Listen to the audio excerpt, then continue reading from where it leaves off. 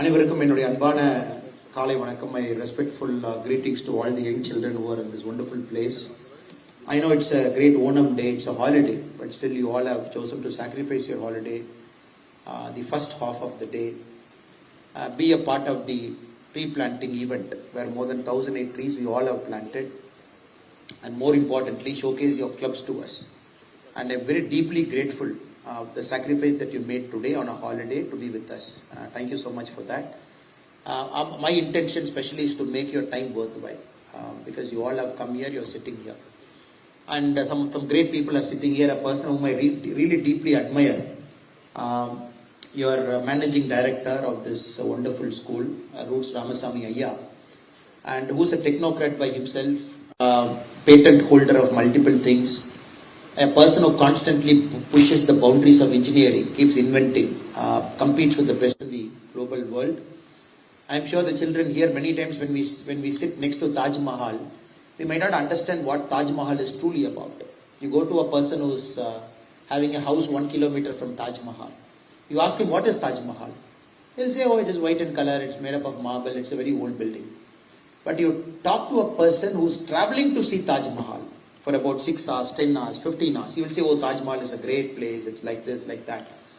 So, Roots Ramasamy Ayya, though he is sitting next to you, though he is running this school, though he is part of your school, but I would advise all of you to learn his life very meticulously, especially on the engineering part, and the kind of innovations that he continues to do and pushes, and the company Roots, how it is a global champion from a small area called Ganapati in Coimbatore. So, I'm very happy that he is also part of this event.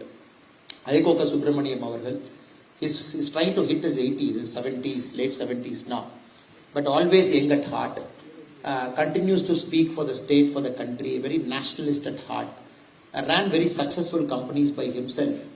But even now, every time you look at him, you feel young, enthusiasm he shows. From morning I'm seeing him. It is also important that you pay a lot of attention to people like Ayyakoka Subramaniam, learn from their lives. I'm happy that he is also part of this event.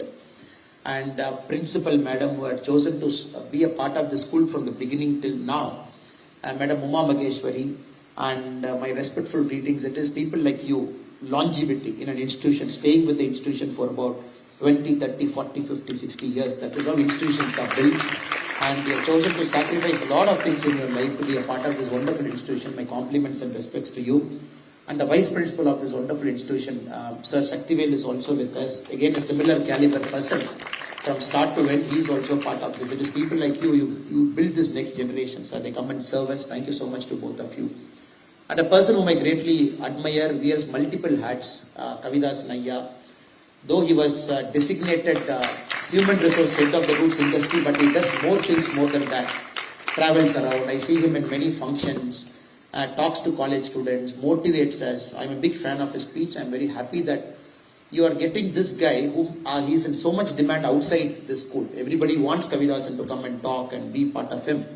But he gives a lot of time here. So, like you, I feel very envious that you are keeping him right next to you. So, Kavidas Nayya also, I'm very happy that you are part of this function. Children, what a great school. From the morning, we had so much time to look at your club in detail. And the kind of talent you have, the meticulous preparation you do, and more importantly, the communicative skills that you all possess. I'm very confident that you are going to serve the world. When our Honorable Prime Minister, Mr. Modi, was in France about a year back for the Global Artificial Intelligence Summit, the French President Emmanuel Macron was giving the introduction.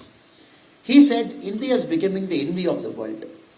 And Modi ji was looking at the French President. He said, look, you look at the CEO of Alphabet, he's an Indian. You look at CEO of MasterCard, Indian. You look at CEO of Planeten Software, is Indian. You look at all the top 500, Fortune 500 companies, 1/3 are literally run by Indians in the CXO level. Either a CEO or a CIO or a COO, the Chief Executive Officer or the Information Officer or the Operations Officer. 1/3 of Fortune 500 is run by an Indian in some way. And that's how the French President says. So I feel so envious that India is able to produce global talent, and which is running global companies. And I'm going to speak this for the next 10-15 minutes. 30-40 years back, we used to fight for land, fight for water, fight for geography, fight for a boundary. That is how we were fighting. Now if you look very carefully, very keenly, the world is fighting for talent. The world is fighting for talent. When you all guys pass out from this great Sachidananda school, when you come out, do your post-graduation and masters, or probably PhDs, the world will be fighting for you. Why specifically you? Because many human beings have become very hollow now. Though we are a planet of 700 crores, 7 billion now. I always believe human beings have to be centered who they are as a person. You should have a very spiritual, strong inclination. You should have a good technocratic base. And your personal life should be in order. Grandparents, grandmother, the society where you are born, who are you as a person. You should know whichever ladders you go, whichever floors you climb up, whichever corner seat you get, you should know, I come from this village, this is my lineage. So that is what I call the personal things. Professional competence is what your degree gives you, spiritual inclination. And more than that, there is an ethical part that comes with it. Being a part of this world, saving this world, serving this world. And this 4 combination makes a terrific human being. And the Sachidananda school, what I am saying is every 4 is offered to you as part of your daily learning. And all your learning is part of it. It is inculcated. There is a spiritual angle to it. The great Swami himself guides you with his blessings and Ashirvada. And all the teachers, they chose to stay with you. And the old Gurukulam concept, whatever we see, the education is grounded. Nobody comes from outside and teaches you. You also chose to stay in a residential premise. And you all have hardcore professional competence. And you are very, very grounded personally also. Many children I ask, where are you from, which village, who is your grandfather, grandmother, all of you are grounded. So you are being built to be a global citizen. 10, 15 years from now, you'll be running very big corporations in the world. You'll be leaders in politics. You'll be leaders in science. So that is what I was thinking, what should I speak, what should I speak? Though my speech was something different. In the paper I've written something and came today. But after seeing the school, I thought, okay, these students don't need that, they need something else. 1959, the first semiconductor came. Because I see a lot of science and spirituality combining here. Like Albert Einstein said, the pinnacle of science can be reached only when it merges with spirituality. Science alone cannot reach a pinnacle. And science and spirituality, when it combines, only then pinnacle can be reached. Even before the atom bomb, the Trinity test was supposed to happen.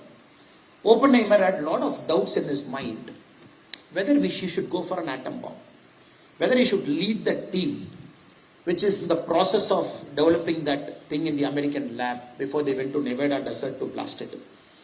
So he should learn a book to understand what is dharma, what is right, what is wrong, what is ethics. That took him to Gita, Bhagavad Gita. See, an American, Robert Oppenheimer, who invented the atom bomb. But before committing to his team, he didn't know what is right, what is wrong. Because he knows the moment he develops that bomb, millions are going to get killed. But you don't develop that bomb, millions are also going to get killed because of the World War II battlefield. And Gita, he wanted to read an original Gita. So he hired a tutor in US, learned Sanskrit. After learning Sanskrit, took Gita, understood it, and he says that Gita gave him a lot of moral clarity. You see, a person whose invention killed millions of people, he says, Gita gave me a clarity about dharma, right and wrong, what I should do as a scientist. And again you go back to Einstein, science combining with spirituality, telling you what is right, what is wrong, what is moral, what is immoral, pushing the human boundary, keeping you grounded. We need that kind of human beings now. 1959, when Americans invented a semiconductor. Now everything is semiconductor. You go there is a drone they shown us. And you go out, artificial intelligence is changing the way we live, AI, semiconductors. You go everywhere, there is a semiconductor, cell phone. In 59, it was a normal thing. It was a military grade hardware. 1965, there was a popular American magazine which invited people like Ramasamy Ayya, people working in that field. They said, please write an article about semiconductor, article about semiconductor, article about semiconductor. Many people came to write an article in that particular magazine which published in 1965, more like a commemoration event. There was a guy called Gordon Moore who was a part of the Fairchild Semiconductor as a scientist. He wrote an article in 1965. He predicted how semiconductors finds will be in the next many, many years. In this article he wrote, he says in each semiconductor, each chip, the number of transistors we are having now is going to double every 18 months. He said, whatever transistor I have, I put it in a chip.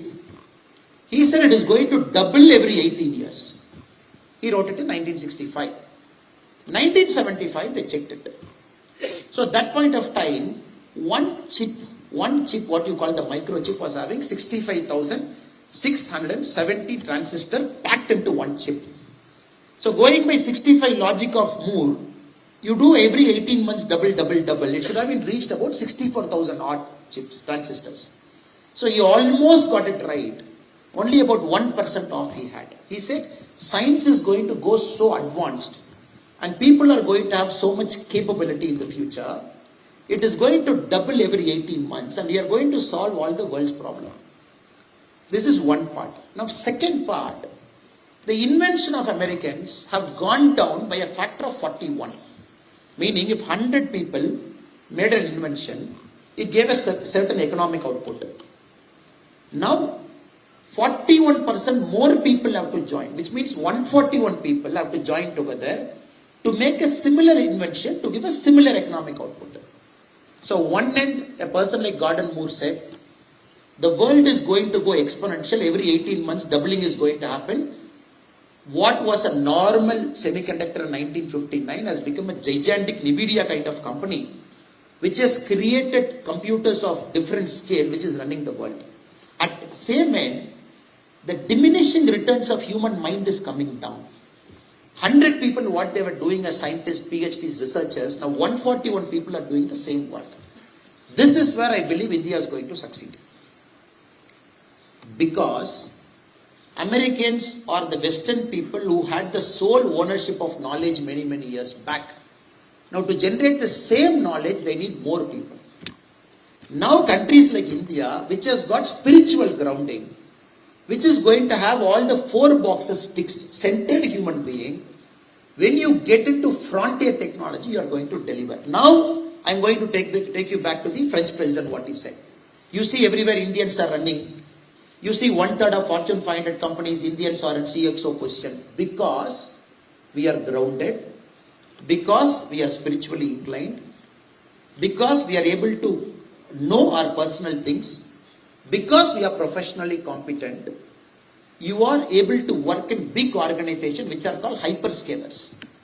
Now some organizations are called hyperscalers because every year they are growing by 100%. This year the manpower count is 8,000, next year you go, it is 25,000, next year you go 40,000, next year you go 60,000. They are scaling so fast, a normal human being is not able to comprehend and run those organizations. So that is why I am very happy in Sachidananda school. You guys are getting prepared to run the world. Every day you should remind, oh, I am away from family, I am in a hostel. Yes, you are sacrificing. But you are spiritually getting grounded. At home you might not get the same spiritual practice, the morning prayers to evening prayers that you do. You may not get the same kind of collaboration. You may not get the same kind of innovative push that you are getting. Clubs are competing. Inside the clubs you are competing. Everybody wants to give the best thing. And more importantly, this school is grounding you every day. I have seen many schools in our country where the toilet is air conditioned, the classroom is air conditioned, the playing arena is air conditioned, the buses are air conditioned. So you're going to put a child in an air conditioned environment, expecting a child to learn. But here you are learning in a very natural way, only with the forces of nature as your companion all around. You are seeing all the Panchabhutas around you. And that is your greatest teacher along with all the teachers here. That is why I am so excited for you. The coming era, next 2 decades, 3 decades, at one end, innovation has to keep going up and up and up. Other end, innovators are coming down because they are losing their innovative edge because they have become too flabby in who they are as human beings. Other end, countries like India, we are joining up to the next orbit because we are able to produce global talent of a different dimension and you are going to run the world. And you should be very clear who you are as a person. So Sachidananda, this school Jyoti Niketan is giving you that grounding and you all should try to push boundaries in what you do. The second part of what I am trying to say, this world, in the morning also we just touched it. The problems are exponential. But the inventions or our solutions to it is only arithmetic. So you should always think yourself as an exponential human being. You all know the person called Malthus. So in 1960s in a conference in Rome, he said, look, what is happening in the world? Too many populations are coming, too much population, but food production is very less. Thomas Malthus, he gave this very famous warning. If human beings get produced like this, if food gets produced like this, then there will be a shortage, people will die. In China, at that point of time, there was a person called Deng Xiaoping, a good guy, reformer, he was ruling China. All scientists went to him. See Deng Xiaoping, look at Malthus' prediction in Rome. In the World Agriculture Institute, FAO meeting is saying, we will have lesser production and more human beings. People will die. So that is when reluctantly or maybe with a sense of conscience, China said, we are going to go for a one-child theory. Every parent, every human being here, every family will have only one child. There cannot be two childs. So how many of you have two childs at home? Meaning you have a sibling? Can you raise your hand? I have a sibling at home. How many of you are the only single child at home? Can you raise your hand? Okay, so sibling is more rather than a child. So China ruthlessly did this for about 22 years, till about 2000 to 2003. Ruthless. You have a second child, many places the doctors themselves killed. And the Communist Party, they started giving license village to village, where even if some woman is pregnant at 3rd month, 4th month, they came here for eradicating that child. Ruthlessly they did. Then finally China realized at 2002, oh, we are becoming older. We made a mistake. We need more child. Then China said, no, we are revising it to 2. Then suddenly for 10 years they said 2. Now China has gone to 3. Now China's the new policy is people should have 3 children. Point I'm trying to communicate is, human beings will always think wrongly about the world. They think they know solutions to the world. They start implementing it. That's how all leaders are. 1960, some scientists predicted. 1980, China started. Now China is suffering because last year, China had the first population decline. 2023 first, 24 second, 25 third, 26 third. China has become a declining country in population, where the number of people who die are more than the number of people who are born in a particular year. China is a declining country now, last 4 years. India, 2045 or 46 or 47, we might keep going up, then we'll start declining. We might hit about 164 crore, then we will start hitting down based on the computer's calculation and analysis. The point I'm trying to convey is, a scientist without a grounding will make that mistake that Malthus made. A scientist who doesn't have grounding in real life, doesn't have grounding in spirituality, doesn't have grounding in personality, doesn't have grounding in professional, only professional competence they have, they make that mistake which China is suffering. Tomorrow you will be leaders in multiple things. You might be leader of a house as a husband or as a wife. You might be leader of a company. You might be leader of a civil society. You might be leader in politics. You might be leader of a country. You might be an MLA. You might be MP. Whatever you do. My vision prayer for all of you is, you should be grounded all the time so that the decisions you make for that family, for that society, for that country, for that company, the decisions you make will be more long-term, will not be short-termish, will look at humanity as a whole, unlike what China did in 1980, so that the world prospers. Now what is happening in America, though it is an inward forum, you cannot run a country like that. I will bomb Oman. The President, Mr. Trump, says last week, I will bomb Oman. I was surprised, why are you bombing Oman? Oman has got nothing to do with it. Because Oman said, I will be a negotiator between Iran and US. Mr. Trump felt Oman is not doing a good job. Oman is not fast enough. He said, if Oman is doing a good job, I will bomb Oman also. Now Trump yesterday says, with our border, Canadians, I'm going to put 50% tariff. Yesterday night, Canada retaliated with 50% tariff. And Trump today morning renamed Ontario Lake in Canada as American Lake. Trump has got a problem with Mexico. So Gulf of Mexico is renaming as Gulf of America. Trump has got a problem with Greenland. He says it is mine. So you have leaders like this, running very powerful countries in the world. They make a mistake like that, the repercussion is felt on you and me. That is why you should be always conscious as leaders. Any decision you make, from house to a society to a country to a United Nations, any decision you make, your repercussions will be far and wide. So unless you don't have grounded leaders who run organizations, then the humanity suffers. Humanity suffers. So you always have a very large mindset. I'm taking it. No, you're not taking a decision Sitting in Swami Sachidananda Jyoti Niketan school, no. You are not making a decision as a husband. As a husband or a wife, every decision you make, people are watching you.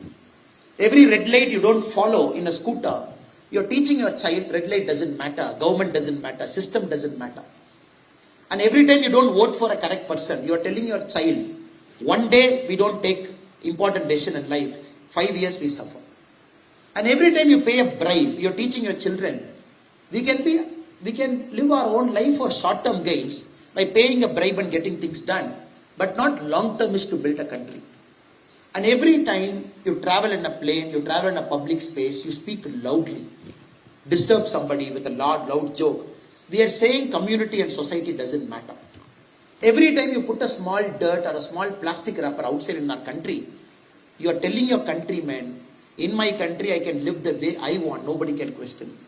So that is why this organization, we the leaders are what I am trying to talk to you. Your decision has got ramifications. What you make as a human being has got ramifications. And the tree plantation you did in the morning, which we spoke in the morning also, you are consciously telling this tree, 1,008 trees, in about 20 years, 315 metric tons of carbon sequestration. Okay, we are taking care of 10 lorries that is traveling in the Metropolitan Road. 1 year emission of 10 lorries we have taken care. But honestly, you tell me, is that enough? Honestly, you tell me, is that enough?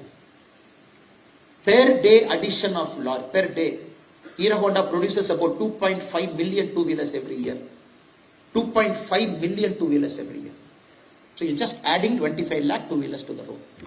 They have to sell, obviously they have to sell everything. Ashok Leyland companies produce thousands of lorries every year. Everything is coming. The question we should ask is, are we doing enough? Because the problems are exponential. Our actions are only arithmetic. So problems are becoming bigger and bigger. So we are suffering in this world. That is what I mentioned. You all should become exponential. Passing out of this school, anything you should think 100x. Can I build a $1 billion company in our country? Can I serve 1 lakh people? You should never think small, because the country doesn't want small thinkers. The country wants exponential thinkers and hyperscalers, because the problems are too much. This year, El Nino. You all know El Nino? You all know Indian Ocean Dipole? Okay, the Americans, the world measures by El Nino. We measure by Indian Ocean Dipole. So we have two standards. This is a year, 2026 is a year, which has seen the warming up of surface temperature in the South America, where the El Nino is calculated. It is the highest ever recorded temperature in human history. So El Nino is nothing but the mixing of cold and warm current in the South American part, closer to Chile. And when you see the surface temperature of two waters, the warm water's degree and the cold water's degree, the subtraction is what counts. It should be closer to each other. The moment the warm water's temperature is high and the cold water is lower, when this gap is more, it is an El Nino. When the gap is less, it's a La Nino. El Nino means what happens there? Drought happens in Australia, drought happens in India, drought happens in Myanmar, drought happens in China. So it is happening there, but drought is happening here because we are interconnected. It's a butterfly effect. In India, we measure Indian Ocean Dipole. We take Bay of Bengal, we take Arabian Sea. We take both the temperature. We see, is the temperature different? This year, India is also recording abnormal increase in temperature relatively. So you have to understand, as children, this is not your problem. Somebody created it. Industrial revolution created it. All the planes created it. Correct? All the emissions created it. You don't have anything to do with it. But this is the world you are stepping into. So we have two options. One, to complain, to say, you all did it. After industrial revolution, you increase the temperature by 2 degrees. That is one option to say. Americans did it. Per capita, still you are emitting more greenhouse gas emission. Per capita, still England is doing more. We have larger population, so we are emitting relatively less. We can say, that's a different argument. Like per capita, we are more. In terms of quantity, Americans are more. That is one way. Or, you can put your hands down, plant 1 tree and say, this is my contribution. You go to a village for holiday, you mobilize all your elders, say, let us plant 100 trees. Second contribution. You tell all your friends, you go and plant 100 trees. Third contribution. Or going from Sachidananda school, people should see you and say, oh, student of Sachidananda, see, they don't use more water. They take only 1 bucket of water. When I met Mata Amrindanda Mayamma in her ashram, I was very surprised. They are great spiritual masters. It is thanks to our Bharat. We have some eminent people like them who are guiding us. I was told, I was in my room, I saw a small water heater. Small water heater. I asked Guruji there, Guruji, why you have small water heater? It comes only quarter bucket of water, hot water. He said, no, that is Amma's teaching. Human beings should take bath in 1 bucket of water. That's it. So Amma takes bath in 1 bucket of water. That is why you see all over Mata Amridandamai's campus, the heaters are small, the bucket size is also small. So you catch water in 1 bucket, you take bath. That is how we live our life inside, so that outside we go and preach. So Swami Sachidananda Niketan, this school is giving you that opportunity to be yourself here.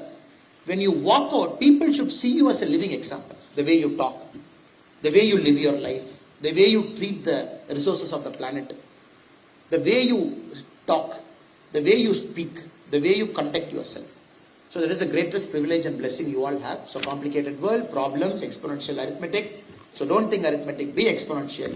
You are going to be global champions running big companies. And don't think leader as somebody who is sitting only in the stage. Everybody is a leader in your own way. Your actions matter. Your actions have got repercussion. The world should not suffer for us. We are living only on a borrowed time. A former United Nations Secretary General used to say, human beings, you are born, you are going to die. In between time, Earth has given you a borrowed time to live. That's it. We are living on a borrowed time. That borrowed time, live well, finish our time, say goodbye and leave. That is how Earth is expecting us. But what we do? Rare earth minerals. It is not rare earth minerals. China is doing it. No. 90% of rare earth is China. No. Processing rare earth is a problem. Now you see the next level of frontier innovation. Now people say, we have to go to qubits. Now byte is 1 and 0. But quantum computing we can exist in 1, 0, we can exist in both. So people want to move to qubit. Qubit is next evolution. Then next scientists say, no, silica is done. Silica, doping, everything is done in semiconductor. Now we have to go to next level of metals. They say we have to go for graphene, carbon nanotubes. We got to go for gallium, those things. But problem is, to take that 1 gram, 10 gram, 1 kilo of gallium, you wash it with acid, you plunder the earth, 2,000, 3,000 tons you take it out to get that few kilos of rare earth. And then washing that happens with sulfuric acid, you wash it. And then to take that to put it in your cell phone, which is called rare earth, we have literally got into the gut of Mother Earth, ripped it open, intestine, we have taken that out. So every time you hear rare earth in your ears, you have to think, somebody has plundered Mother Earth to put that in your cell phone so that your processing speed can be faster. The next question is, do you really want it? Do you really want all the fancy cell phones? Do you really want all the fancy TVs? Do you really want all the super driving computers? That is also something consciously, ethically you should ask yourself. Because the world you are going to come in about 10-15 years is going to be completely transformative world. You have to make good choices as human beings. Good choices, ethical choices as human beings, as leaders. So that your generation will stop this nonsense. Again, go back to the original roots. Get things done. Not creating crude effects on Mother Earth. At the same time, whatever we need as human society, we start doing it. So thank you so much for this wonderful opportunity to come and talk to you. Though I don't normally talk to school children like that. I talk about motivation, this and that. But today I felt you guys have crossed all that. You are in a different orbit. It is not like any other school. So after coming to the lab, I have seen this school is very different. And these children are already in that level, super conscious level. They have entered. And you guys have to lead the world. And make sure you serve us, serve the humanity in a better way. And enjoy, have fun. All those things you have to have as human beings. Play sport. Raise a family, raise a child. Take care of your grandparents, take care of the Mother Earth. Everything you have to do. That is, do it consciously, do it ethically, do it in a ground. Thank you so much. God bless you all.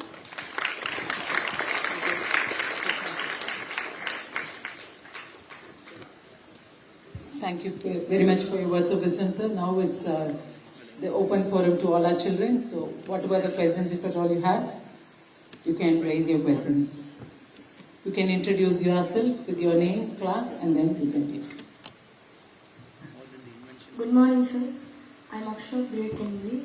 Sir, India has many education boards like CBSE, IB, IGC, Metric, and so on. My question is, why can't India have a common education for all?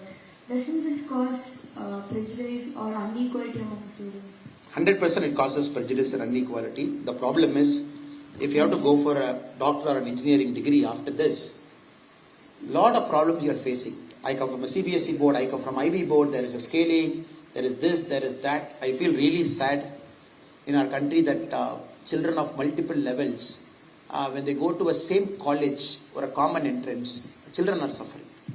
And this has happened for multiple reasons. I'll just take a little longish answer. People simply say Macaulay, Macaulay and go. Macaulay is one part, but Macaulay is not the main culprit. So we'll talk about Macaulay and come to the other parts also. Because there is a solution also here. Thomas Babington Macaulay is a British civil servant. He was asked by because East India Company was there till 1859. You know the war that happened. Then the British Queen directly took control. And she felt East India Company is not needed. We will run India by ourselves. The first decision they made is to call Thomas Babington Macaulay. They said, come and rewrite India's education model. Because they felt Indians are becoming rebel in nature. They are thinking, they are fighting, they are questioning. They are asking questions to British East India Company about taxation. So you create a model where there will be servants. And Thomas Babington Macaulay is connected to Tamil Nadu because he landed in Chennai. And that point of time they carry by palanquin. They all carry by pallak. So from Chennai he sat in a pallak. So through Mysore he came to Ooty. All the way were walking. He sat in Ooty for 45 days. Macaulay did two things to us. You'll be surprised. He wrote the Indian Penal Code, Punishment Code. The IPC was written by Macaulay. He said, you do this punishment, you do this punishment. The Indian education model was also written by Macaulay. Now you understand why. How can somebody write a penal code? How can somebody write an education code? Both he wrote. And he gave it, there was the Woods Dispatch, long story, cutting it short. This education was fundamentally made Indians to be a very good servants, to serve the British. We took long. They said even to become a civil servant, you have to go to UK and write it. The current Oxford is where the India Institute is there. So if you have to become a civil service before 1950, you have to take a ship, go there to UK, write it.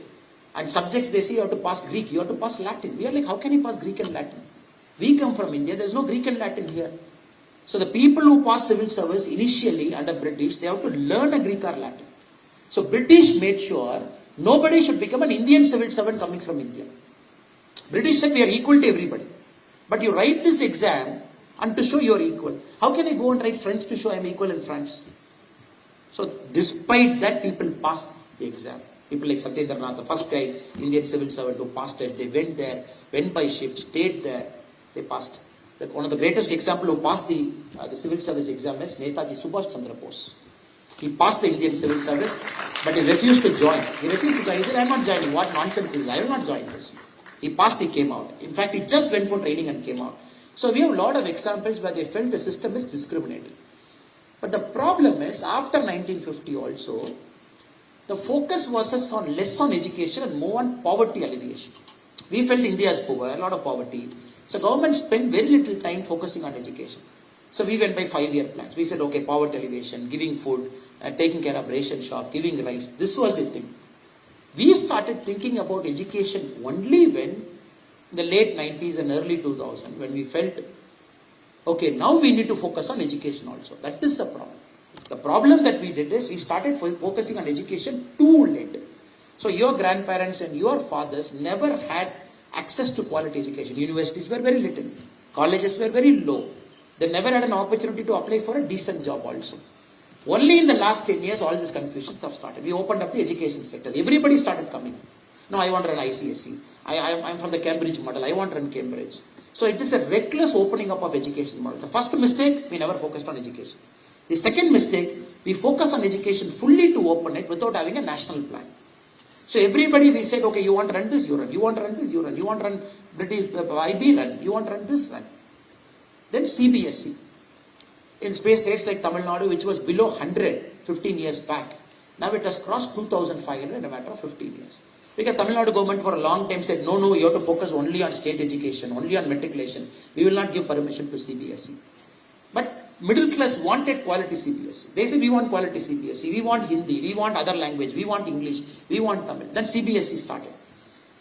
I think from 2020, the government of India, especially the current Prime Minister, Mr. Modi, they have planned out the next 10 years. 2020 to 2030, they have planned it. To say, yes, whatever school you want, you run. We are not interfering in it. But 2030, when it gets completed, 40% of your education model should have Indian knowledge systems, IKS, what government of India calls IKS. Now you see law, right? You see law. But in India, we always have something called Darga Sastra. So Darga means argument. Sastra is the science of argument. You have dance. We always have Natya Sastra. So we always had Sastras here. Now that is the Indian knowledge system. Now Government of India says, by 2030 make sure, every year you add little. By 2030 show me 40% of your curriculum should be based on Indic knowledge systems. This land, this culture, this people, our own Ayurveda, our own Siddha, everything should be part of it. So there is now again politics. State doesn't want to do, center wants to do. So cutting the long story short, right now we are focusing on whatever model you run, it's okay. But make sure 40% of that model follows the Indian way. I believe, give another 10 years, maybe by 2040, I believe the education system will be streamlined to our Indian conditions. Though it is late, though I am not happy about it as a citizen. I'm sure you are also not happy about it. But this is the best the government could do. Because we have left it for a long time, we have started now. That is why, even now, the first opportunity for us to run to US and UK to do our masters. Because we somehow have this fascinating theory. When I did my fellowship in Oxford, I asked somebody there, how many Indian students study here? I did an engineering, I did a management here. I did one fellowship at the age of 40 years. I studied in Oxford. The ambassador was telling me, the High Commissioner sir was telling me, last year 2,40,000 Indians came to UK to study. Nothing wrong. But 2,40,000 students, how did they study? You have your Indian money, you convert that to pound. We don't do a direct conversion because dollar is the pegging rate. You convert that to dollar, dollar goes to pound because we are losing our foreign exchange. We don't have foreign exchange because students, now India's biggest loss of foreign exchange is students going out of the country. Australia is having 2 lakh, Americans are having 3,50,000, UK is having 240. You added roughly about 1.5 million, 15 lakh Indian students leave our country to go there. When I go to British colleges, I see only Indians sitting in the classroom. Like 100 students, 60% Indians. Chinese have reduced now. You see some 20 Chinese. It is literally Indian students, we are subsidizing UK education. UK has got a clear rule. If you are a UK born, UK citizen, coming to Oxford, coming to a college, your per month, per annual fees is 9,800 pounds. India, it is 30,000 pounds. So literally as an Indian, you are going to Oxford to subsidize 3 UK students. You go to Australia, same class, the Indian students pay higher than an Australian student. Now this is the second problem we are having. The middle class has become big, we are having money. But all these people are going out because they think those guys give me good education. Next question I asked the High Commissioner sir is, what are these guys learning? And a person told me, sir, probably I think it is an internal record only. The High Commissioner told me, sir, they are learning about culinary arts. They are learning about Eastern Europe history. Eastern Europe history is a course for 3 years, which Wikipedia and ChatGPT will give me. They are learning about Gothic languages PhD. Now it has come to our country, our people believe, if my son and daughter goes to UK and US, returns back, it's a prestige for them. Correct? You studied in UK, you studied in US, you studied in Australia. But 90% of the courses have got no relevance to you as a person. No relevance to you as a person. Of course you need Gothic literature. Of course you need Eastern Europe culinary arts. I'm not saying. But do you spend 3 years to do it? And this case they come back and they start an Eastern Europe bakery in Chennai? No. So you should be very clear that we have everything. But the problem in India, not organized. So that I think by 2040 we should do it. I'm not blaming the students for going out of the country. This country has got everything. We are not organized. So these students go all the way to UK, spend 30,000 pounds every year. The British guy spends 9,000 pounds. We give more money. There also quality of education is not there. That's a very unfortunate thing. But it will happen. We are on the process, in the zone. Foreign universities, now we are allowing, we say come, stay in GIFT City, come to Vizag. You can open a foreign university because we think Indians, instead of going to Birmingham University is coming to Gujarat now, GIFT City. So you can study there. You can have tweeting courses. Do one in PhD, do half in Birmingham. Do one in PhD, half in Canada. So it is a better model so that we serve our foreign exchange also. Sorry for the longish answer. Yeah.